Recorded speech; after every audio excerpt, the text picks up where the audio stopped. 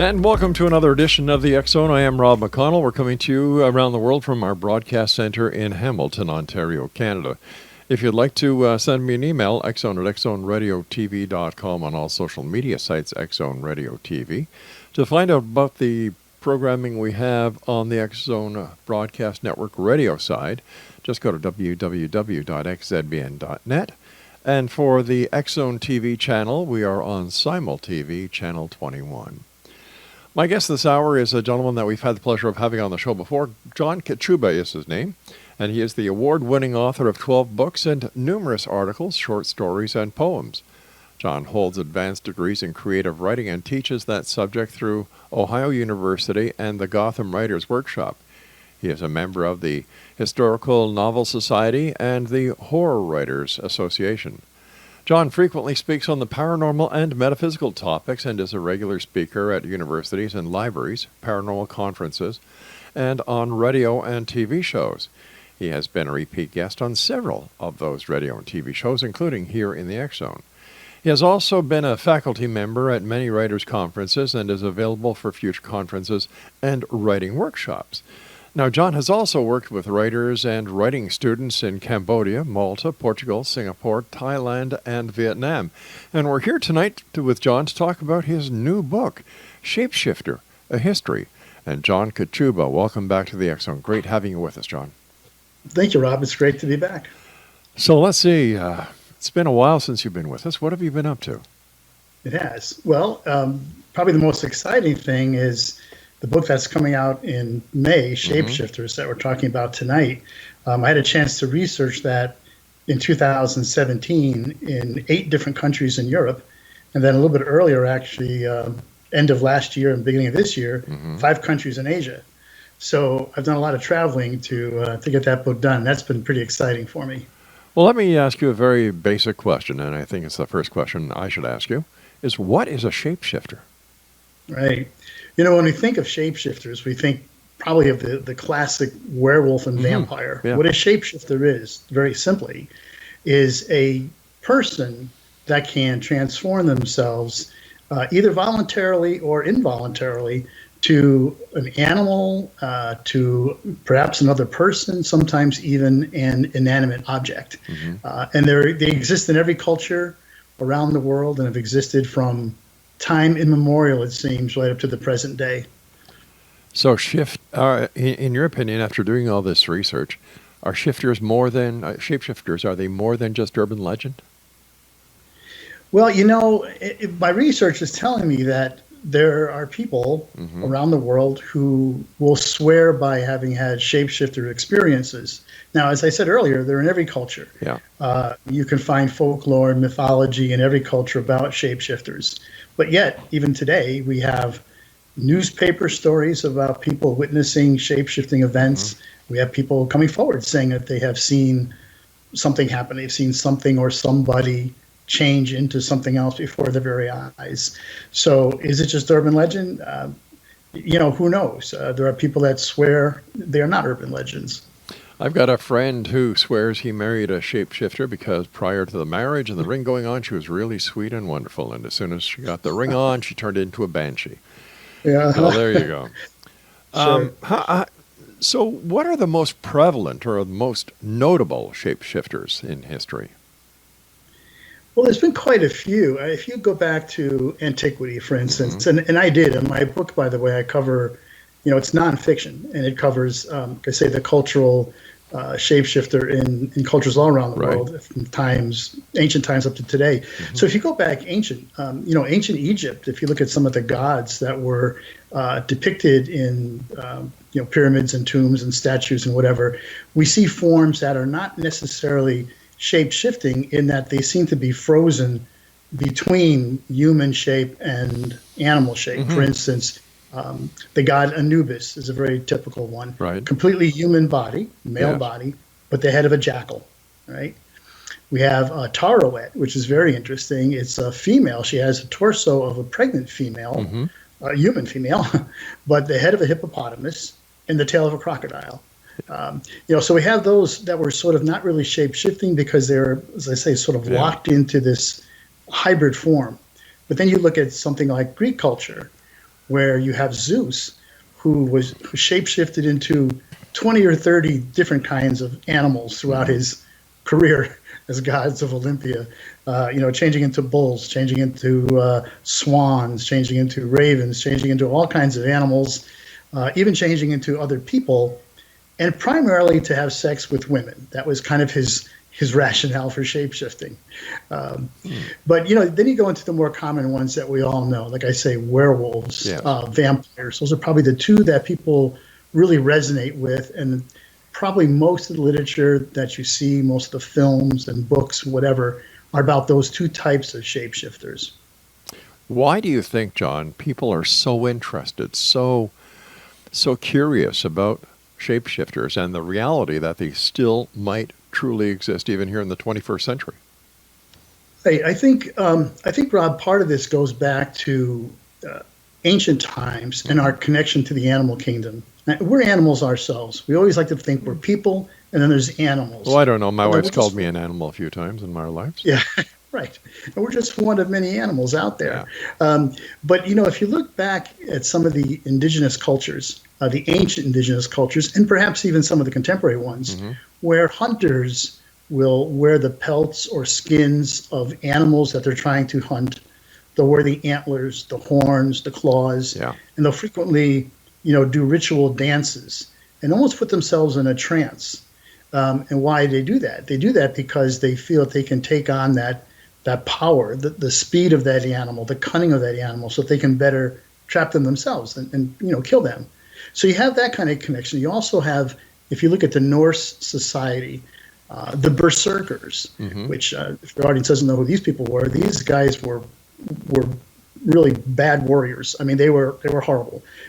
They would wear either wolf pelts or bear pelts with the head and all that, and they would go into battle in a frenzy. That's where we get our word berserk from. Oh, I see. It comes from the berserkers. These guys were crazy, and what they did, there's some evidence, archaeological evidence, that says they were probably, in addition to getting themselves sort of in a ritual state, they're probably also taking some drugs, probably mushrooms, that would put them this way.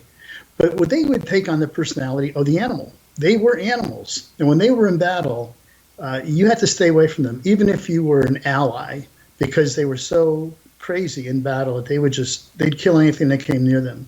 In fact, the Scandinavian countries back in probably I'm guessing about the 12th century or so, actually had to outlaw berserkers because they were so dangerous.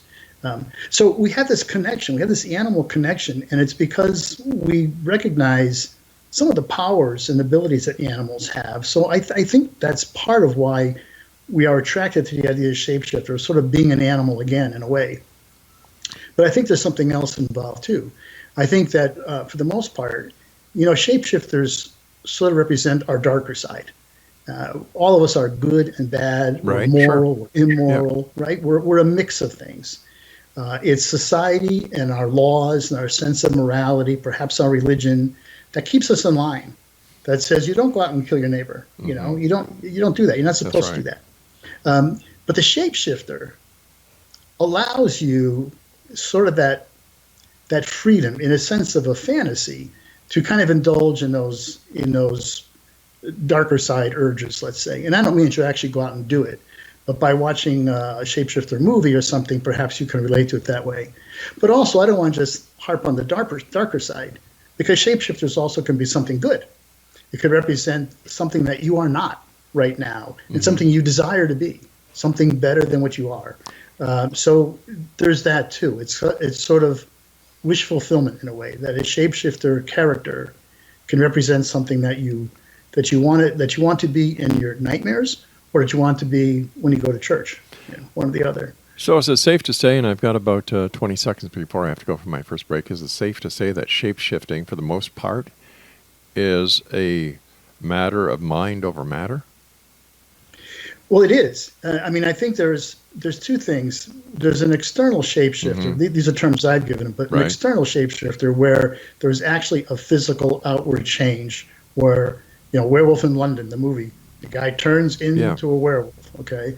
But there's also what I call an internal shapeshifter. All right, let's hold it right there, John. We've got to take our first break. X Zone Nation, John Kachuba is our special guest. We're talking to John this hour about his new book, Shapeshifters, a history, his website, johnkachuba.com. And John and I will return on the other side of this break as we continue here in the X Zone from our broadcast center and studios in Hamilton, Ontario, Canada, on XZBN and Simul TV. I'm Rob McConnell. Don't go away.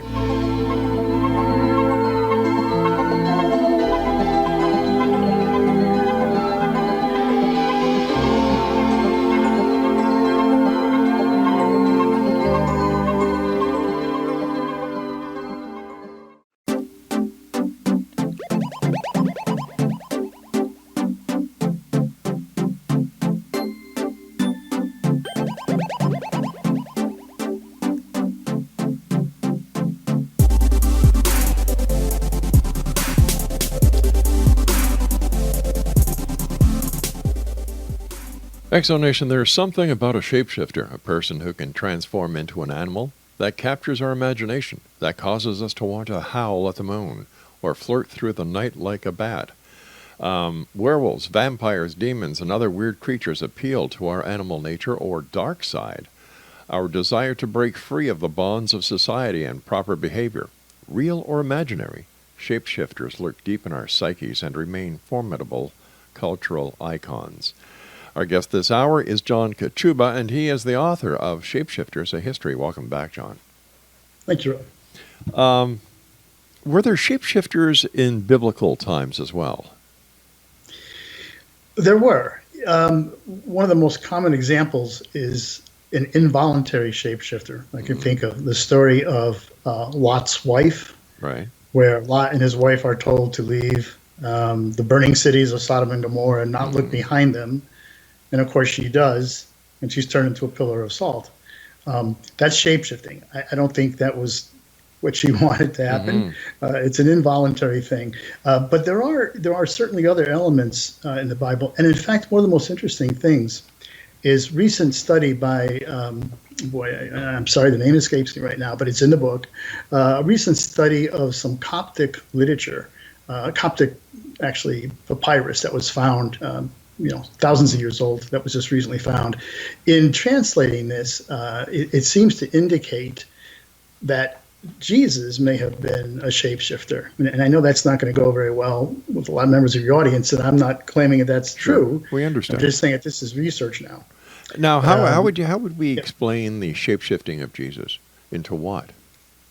Well, for one thing, the way these scraps of paper translate, and I'm going to paraphrase it because I don't have it directly in front of me, but one said, describing him was that they said, like, he's red at one time, white at another time, that he's old, that he's young.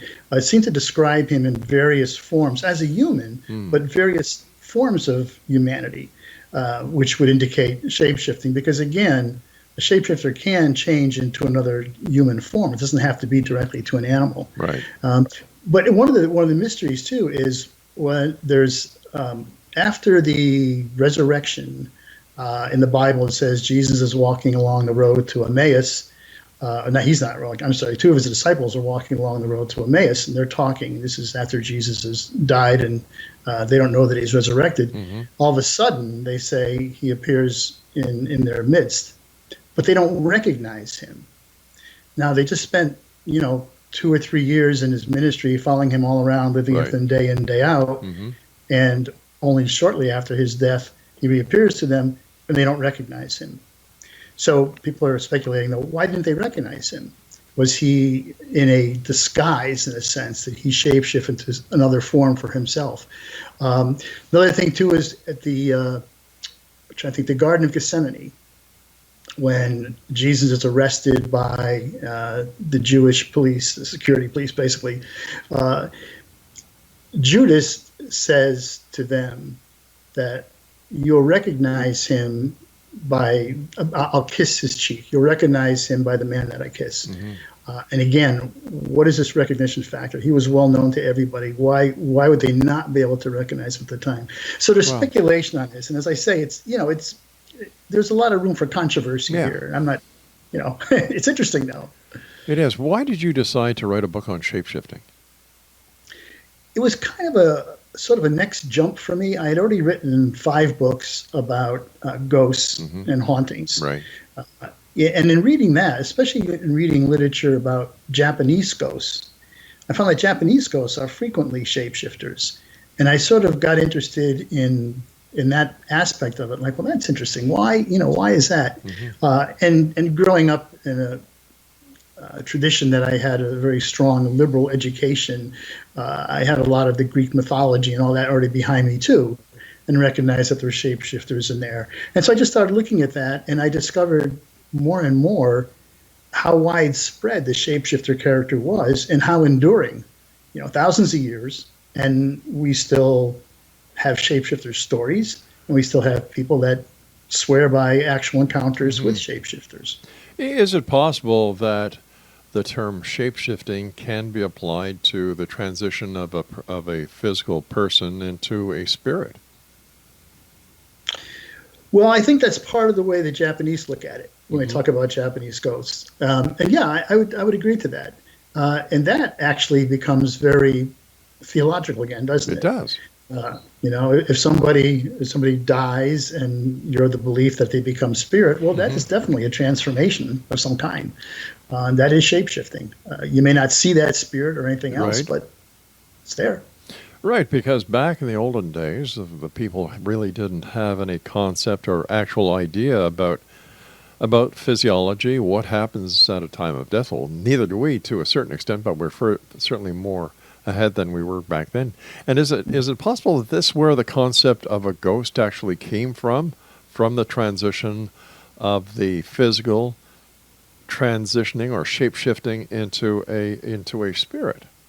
And if a person at the point of their death can shape-shift, why do we think that it's always has to be the spirit of a person? It could be into another animal, another being. That this opens up the door to so many possibilities. Right. Well, and actually, if you want to talk about reincarnation, sure, there's that where you may not necessarily come back in another life as a human. You may come back as an animal or something, or higher, more developed human, or whatever. So, yeah, I think there's some possibility to what you're saying. Obviously, we don't know. Yeah. So tell me, in your opinion, Dracula, myth or reality? A little bit of both. So part of my research for the book, one of the countries I was in was Romania. And I checked out all the Dracula sites. I was at the home where he was born in Sigurdsfjord, the house where he was born. I visited some of the ruins of some of the palaces some of them were built by his father. When I say his, I'm talking about the Vlad Dracul, who was a Romanian leader in the 15th century, Middle Ages. His father and then Vlad II were both pretty ruthless medieval rulers, but that was not uncommon for medieval rulers to be pretty ruthless.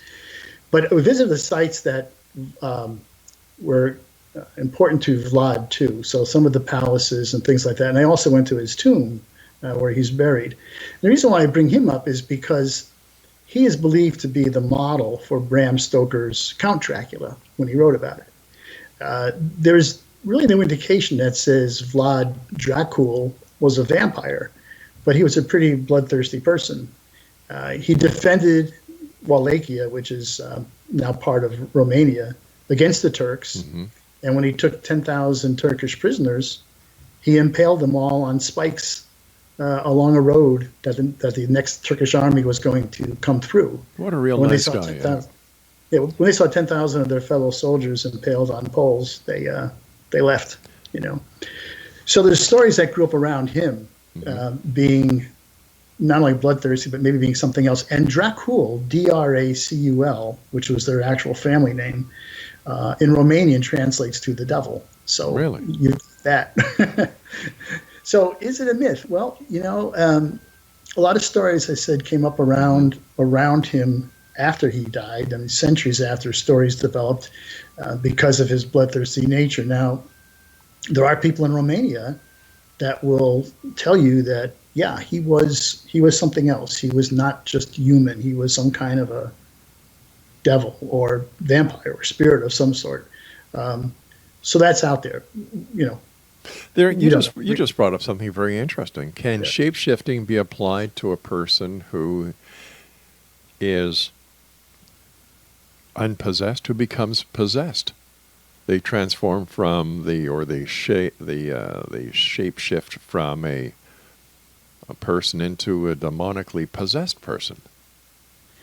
Well, I don't. I think it's possible. One thing that does happen, if you look at all the literature about shapeshifters, I started mentioning a little bit earlier. There's voluntary shapeshifters Right. and involuntary shapeshifters, and the voluntary ones are the shamans, the wizards, the witches, whatever you want to call them in society that were able to that had the power to do Right. it, that can change themselves. The involuntary ones were the ones that were frequently cursed by those same people sometimes. So we think of a werewolf, right? Every time the full moon comes out, he turns into a werewolf, despite he doesn't do that voluntarily. It's a curse. You think of even some of the fairy tales, like the Frog Prince. This poor guy's turned into a frog, by Right. a witch. Beauty and the Beast. You know, the Beast is not a beast; he's a prince that's turned into it again by a witch, a curse. So there's that. So if you can curse a person to become something other, an animal or whatever, why couldn't you curse them, I suppose, to be possessed? Although that term possession is a little bit, it's fraught with different meanings. I mean, a lot of times It we're is. talking about somebody who really has some kind of diabolical entity that has entered him. Well, But that would change him, wouldn't it? It That would. certainly change him.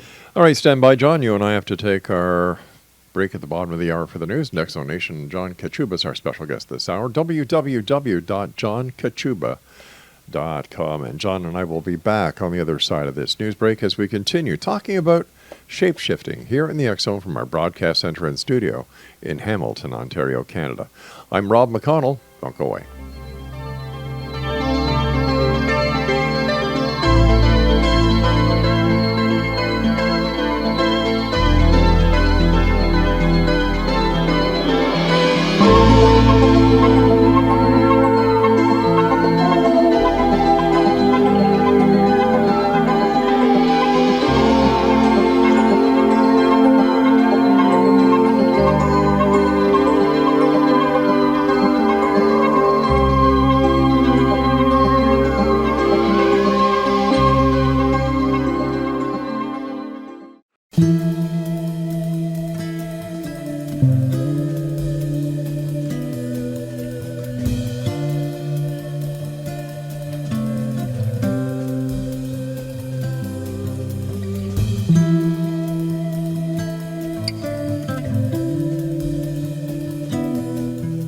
Exonation, I'm talking to John Kachuba. He's the author of Shapeshifters, a History. His website is www.johnkachuba.com. All right, let's switch a little bit from the past and let's get into the present, because I'd like to talk to you about the alien or the reptilian alien shapeshifting that we hear about these days from people who are right into ETs, UFOs, and alien abductions. Right. This is a theory. Reptilian alien shapeshifters. The whole idea is a theory that's put out by a guy in England named David. I don't know how you pronounce his Icke. last name. Ike's? Yeah, Okay, Ike thank like bike. Okay, I thought that was it. I didn't want to insult him by pronouncing his name wrong. And basically, the theory is that, eons ago, millions of years ago, I don't know how long, but very long time ago, Earth was visited by aliens of sort of a reptilian nature. And they came to Earth, basically settled here, and mated with the proto-humans that were here at the time, whatever they looked like, and this race is still with us in Earth, living among us, hidden, but carrying these reptilian alien genes. And they are apparently able to shift into reptilian form. And the interesting thing about this theory is that, according to, is it Ike's? Is that what you said? That's right, David Icke, yeah. According to Icke, the idea is that a lot of these shapeshifters, these reptilian alien shapeshifters, have achieved some success as famous athletes or actors or artists or politicians. And royalty. And royalty. What's He that? believes the Queen of England is a reptilian. Yes, right, quite Uh-huh. right. The Queen of England, Barack Obama, supposedly. I think I don't know who the other was, but I mean, there's several around the world, and it's an interesting theory. What's really interesting about it is that there are millions of people that Hmm. subscribe to newsletters and websites and all that talking about this. Well, sure. And if you go on the internet and just plug in reptilian, alien, shapeshifter videos, Right. you'll see a bunch.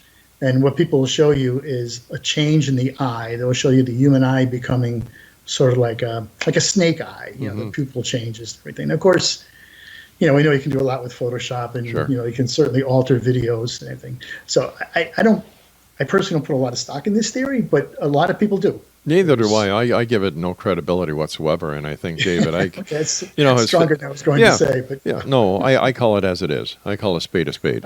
And Okay. if anything, I think David Icke is a charlatan out there. He's got his little groupies. He's found his little niche in a market that is so easy to get a following with today, because Right. in my opinion, the internet is the largest septic tank that mankind has ever created, because there's more crap in it than anything else.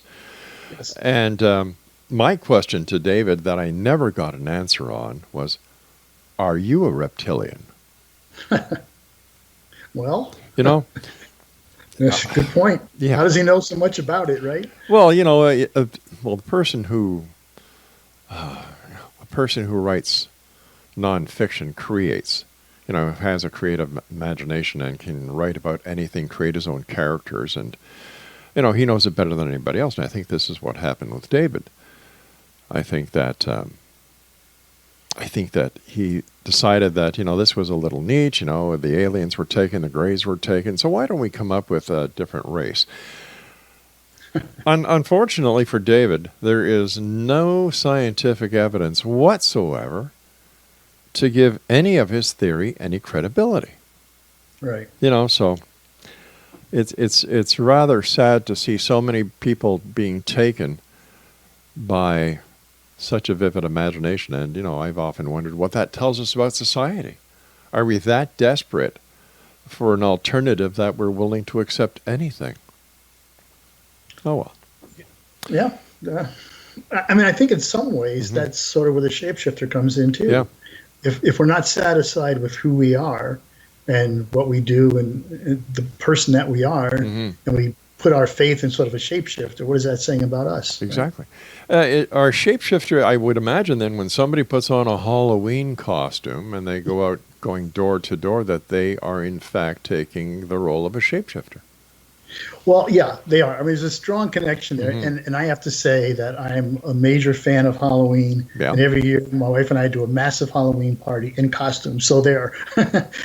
But I do think there is something to it. I think that, if we accept the fact that we sort of virtually take on the aspect of a character, then what better way to do it than behind a mask and a costume, right? I mean, it's a safe way to do that if you want to talk about sort of safety.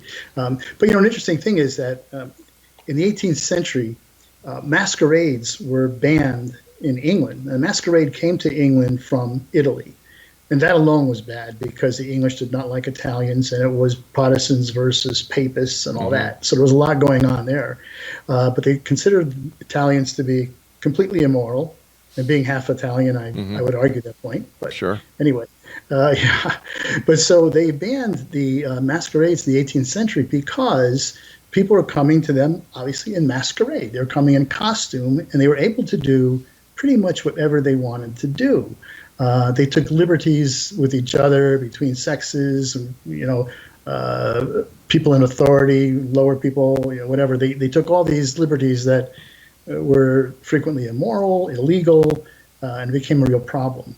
So they were acting out instead of just putting on the mask and costume and letting it go with that. They were truly acting out that persona that they were taking on. So there's that, which kind of leads me into cosplay, which is a big thing. There's cosplay conventions, and people spend millions and millions of dollars every year. Tell our listeners more about this, because I'm sure there's listeners cosplay, around the world who have no idea what it is. Cosplay is it's people taking on the characters of anime figures or figures from movies, figures from Comic-Con. comic books. and they'll dress like those characters. I mean, right to the nth degree. They'll dress like those characters, and they will act like those characters.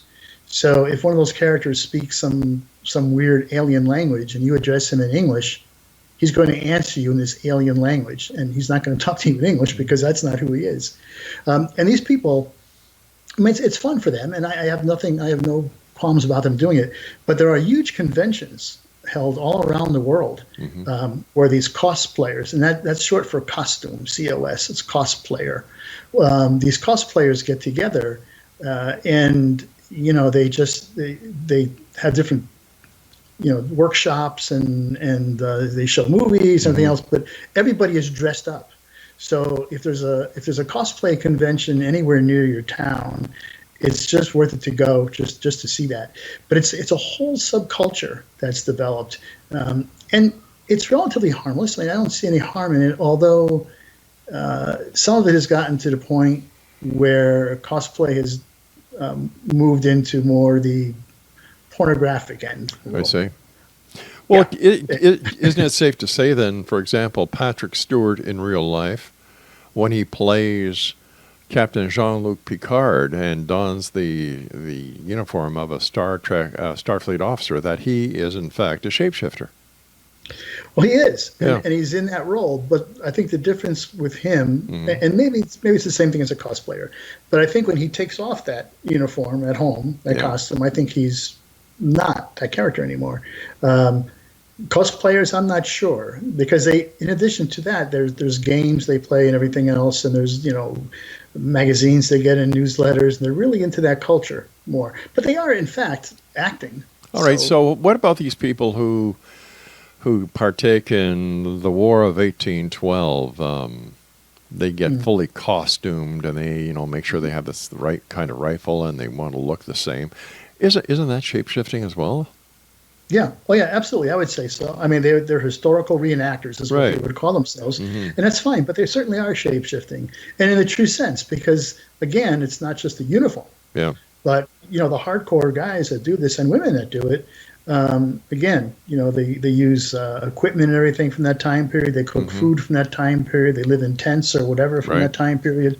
So they're very much into that. So can we also say that people who partake in virtual reality games online are also shape-shifting, except they're just using the digital version instead of the costume to become shapeshifters? Yeah, I think you can make a case for that too. And that to me is more what I'd call the internal, because obviously you're not turning into some superhero when you're sitting in your chair playing the game. But to them they are. They are. Yes, right. Mentally you are. Yeah. Right, exactly. So what are we saying here? That we're looking at something that could be a danger in society when you've got these people actually believing there's somebody else and they're escaping reality using costumes or using the digital world, virtual reality. Are we seeing a trend that we're getting more to the woo-woo side of reality than the hardcore basic reality of looking at the problems and saying, this is how it's solved, but it's easier to run into a costume? Yeah, well, I think there's two things there. I think to your second point, your last point, I think, yes, I think for some people it is easier just to say, I can't deal with this, so I'm going to go into costume and go into a fantasy world. All right, is there a danger? We're going to let you talk about the second part when we come back from our final break. Okay. Exonation, John Kachuba is our special guest. His book is Shapeshifters, A History. His website is johnkachuba.com, and we'll be back as we wrap up this hour here in the X Zone on the X Zone Broadcast Network and Simul TV. On the other side of this break, don't go away.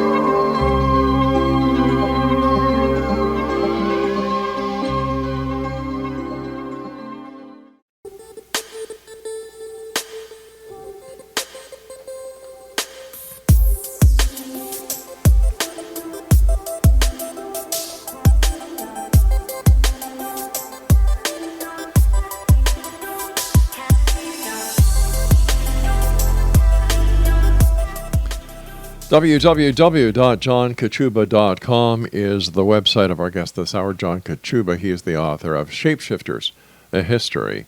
First of all, John, I want to thank you so much for coming on the show. Congratulations on a fascinating book.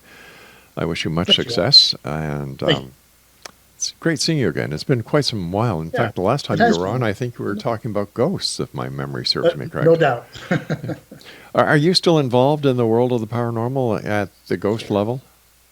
Yeah, I am. But as I said, I'm sort of expanded, because shapeshifters, and I don't know where I'll go from here next. Yeah. But yeah, still there. So when we look at the world of shapeshifters, do you get reports from people who read your book and say, hey, listen, I don't know if you know this, but I saw somebody shapeshift, or I'm a shapeshifter. I can turn myself into whatever. Well, the book isn't out yet, so I haven't had those kinds of reports directly from people. But again, as I said, there's been a lot of newspaper accounts of people saying that they've seen people shift, and it's happening, in other areas, I suppose. But. Based on your research, how can we tell if somebody is being real with us when they talk about shape-shifting and not just making it up? Are there any red flags to watch out for? Wow. That's the same question that I asked every time I was doing investigative work for my books about ghosts. How do I know somebody is actually telling me the truth and not just, going? And to be honest, I'm not a detective. I don't know. I mean, what I try to do is when I hear a story is I just try to research as much as possible to see, well, okay, this person said they saw a shapeshifter or a ghost or whatever. Have other people seen it before? Are there other reports someplace, written reports, or anything that would sort of back up that story, some other documentation? Even then, I don't necessarily know if that individual person who was talking to me is being straight with me, but at least I might be able to find something to back it up. And I was really careful that when I wrote, well, actually all my books that I wrote, to try to make sure that I had some backup. So I just didn't rely on one person coming to me saying, hey, I saw a ghost yesterday, or I saw a shapeshifter, because it's too easy to do. Anybody can do that. So I tried as best I could to make sure I had some corroboration. What's your favorite shape-shifting story? Well, there's one that just came out. It was 2014. And I think I may mention this. It's from Nigeria, and the story is that there were villagers in a small town in Nigeria, a small village, and they saw 3 black birds flying over the village just around daybreak. And next thing they know, in their midst is this old woman. She's 90 years old, and she was wearing black. And she said that she was one of those birds, and that she said she was a witch, and that she was flying back from her coven, and that as she was flying back with the other 2 birds, who I assume were also witches, she got lost on her way back home. And because of that, she was out until the morning, till daybreak, and she lost her powers. She lost her witch powers, and so she reverted back to her form again as an old lady, as a 90-year-old lady. I like the story because villagers swear by it, and it made the newspapers in Nigeria as a legitimate, like, hey, this is an incredible story, but not like, oh, this is a wild story. It's like, no, this is a true story. That's how it was reported in Nigeria. Which doesn't surprise me, really. A lot of indigenous cultures, it's straightforward. There's not a lot of research, but you tell me this happens, it happens. But the interesting thing, too, about this little postscript to that story is that for some reason, when the villagers were talking to her and asking her about where she came from and all that, she admitted to murdering her husband, just sort of out of the blue, like, I'm a witch, I'm lost, and, oh, yeah, by the way, I murdered my husband. So a very interesting shapeshifter story. To say the very least. How about in Native American folklore and legend? Are there shape-shifting examples there? Yeah, probably the most well-known one is skinwalkers, which are common among the Diné people, the Navajo, the Southwest. And skinwalkers basically are shamans. They're wizards or witches. It could be female, who take on the form usually of an animal, but it can sometimes be another person. And they're malevolent. There's nothing nice about them. When they take on that form, their reason is to injure or kill somebody, and it's usually revenge for something done to them. So they are widely feared by the Dene, and as well as some other Native American peoples in the Southwest. They won't even talk about skinwalkers.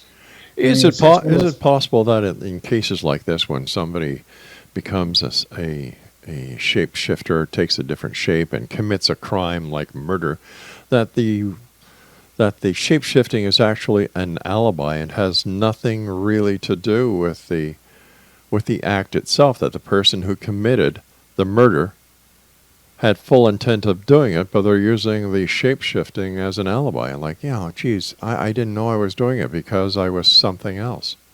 Sure. I mean, it's possible. There's a lot of cases about lycanthropy, people claiming to be werewolves. Right. And in my book, I've got maybe 6 or 7 cases of people who went out and murdered, several individuals over, this is a couple of centuries, mostly in France, Germany, wherever, who killed several individuals and, would eat them and everything else, and claiming that they were wolves. And even locked up in institutions, he'd be crawling around on all fours, claiming to be wolves. Now, is that just a way out? Claiming insanity? Is that a way out of? Is that a defense? Yeah, could be, sure. But on the other hand, there are people that I think truly believe that has happened to them, that they have become a wolf or a skinwalker or some other entity. Those are the internal shapeshifters that I was talking about before, where something inside them mentally says, yes, this is who you are. Oh. Even though they look in the mirror, they don't see a wolf. No, I'm sure it's something inside mentally when it comes to that kind of act. Is there a crossover within the paranormal between shape-shifting and other aspects of the paranormal that you have investigated in the past or written about in the past? Crossover. Let's take Bigfoot. Nobody finds a Bigfoot. Is it possible that Bigfoot is a shapeshifter? Well, I don't know. I'm not really a Bigfoot, professional, but right. I suppose it's possible. I tend to believe that Bigfoot is just some species of animal that has just evaded us for centuries, right. And that just turned out to be some other ape or something that we don't know about yet. But what would you like to tell the listening audience of the X Zone Nation now about shapeshifting, and also tell them where they can get a copy of your book? Sure. Well, the book will be out at the end of May, early June, and it actually can be pre-ordered right now at my website, which is, as you mentioned before, johnkachuba.com, or it can actually be ordered from the University of Chicago Press, who is the distributor for the publisher here in the U.S. It's actually being published in the U.K. So that'll be around, and I'll be speaking, universities and libraries like I always do, conferences. So all that information is on my website too, and I hope that people will check my schedule of appearances and come see me and hear what I have to say. And I'd like to hear what they have to say. I'm always interested in the stories that people tell me when I make my presentations. So what's next for you? Well, I'm working now primarily in fiction. Actually, I didn't mention it, but I had a paranormal novel that was published last year called Dark Entry, and it's based on an actual location in Connecticut. I took some fictional liberties with it, but right. So I'm working in fiction primarily with some novels, and they always have a paranormal or ghostly element in it seems. Why do you think there are so many people today in the 21st century so interested in the paranormal, ghosts, Bigfoot, UFOs, things that go bump in the night? Yeah. I think this goes back to something we sort of hit on before, that, when times are not looking that great, there's a lot of discontent in America right now, and other countries of the world too as well. And I think a lot of times they're overwhelming, or we think they're overwhelming, and we don't know how to react to them. So rather than react to them, we look for something else. And we look for something outside ourselves, something that we don't have to try to analyze, something that is beyond us. And that's the paranormal. I mean, it could be, maybe religion or something else like that too. But I think a lot of people turn to questions of, what's out there in terms of the afterlife, or are there other spirits? Are there other entities besides us? Is there life on other planets that's visiting us? All those kinds of questions. What's Bigfoot? All that. I guess to some people, asking those questions is a lot easier than saying, what can I do to make a positive change in the world we live in? Well, yeah. Yeah. I mean, there's people that do that, and I hope there's more of them. But there are other people that, it's overwhelming. You just can't deal with it. So you do something else. You go outside yourself in a different way. John, once again, I want to thank you so much for joining us. Great talking to you again. Continued success. And once again, tell our listeners your website and how they can get your book when it comes out at the end of May. Sure. www.johnkachuba.com. You can get the book directly that way, or you can pre-order it now. It'll be out in the bookstores in May and June. It should be in pretty much most local bookstores, so just ask for it there. It's on Amazon. It'll be all over. You can easily find it. John, take care of yourself, and thank you very much for joining us. Good seeing you again. Thanks. Take care. Exonation, our guest this hour has been John Kachuba. Once again, if you'd like to find out more about John, www.johnkachuba.com. Now, I'll be back on the other side of this commercial break with the news as we continue here in the X-Zone from our broadcast center and studios in Hamilton, Ontario, Canada. Shape-shifting. Are you a skeptic or are you a believer? Let me see here. Shape-shifting. I'll have to go with, I've got to take the skeptic side on this because I'm a realist. I even use my real name. I am Rob McConnell. This is the X-Zone, and we'll be back as once again we cross the time-space continuum to this place that I call the X-Zone. Until then, always keep your eyes to the sky and your heart to the light. Good night, everyone.